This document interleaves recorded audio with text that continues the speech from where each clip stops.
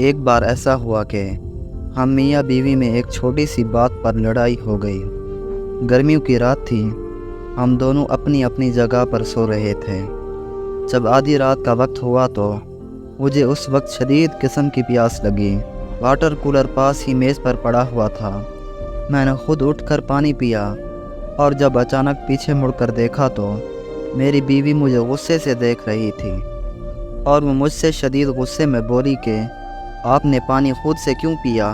میں نے بھی پھر اسے اکڑپن اور غصے میں جواب دیا، میرے بھی ہاتھ پاؤں سلامت ہیں الحمدللہ، میں پانی خود بھی پی سکتا ہوں، مفلوج نہیں ہوں میں۔ میری بات سنتے ہی میری بیوی کو مزید غصہ آیا۔ جیسے ہی میری بیوی یہ بات سنتی گئی، وہ قریب آ کر میرا گربان پکڑ کر بولی، ایک بات آپ غور سے سن لیں، لڑائی اپنی جگہ ہے لیکن میں اپنا حق کبھی بھی چھیننے نہیں دوں گی۔ آپ کو پتہ ہے کہ آپ کو پانی دیتے وقت مجھے کتنی زیادہ خوشی ہوتی ہے، بھلے ہی بات چیت بند کیوں نہ ہو، لیکن پانی آپ آئندہ سے خود سے نہیں پئیں گے۔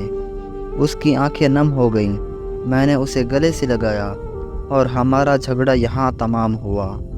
اب 10 سال بعد جب میں رات کو 3 بجے پانی پینے کے لیے اٹھتا ہوں تو دیوار پر لگی اس کی خوبصورت تصویر بھیگ جاتی ہے۔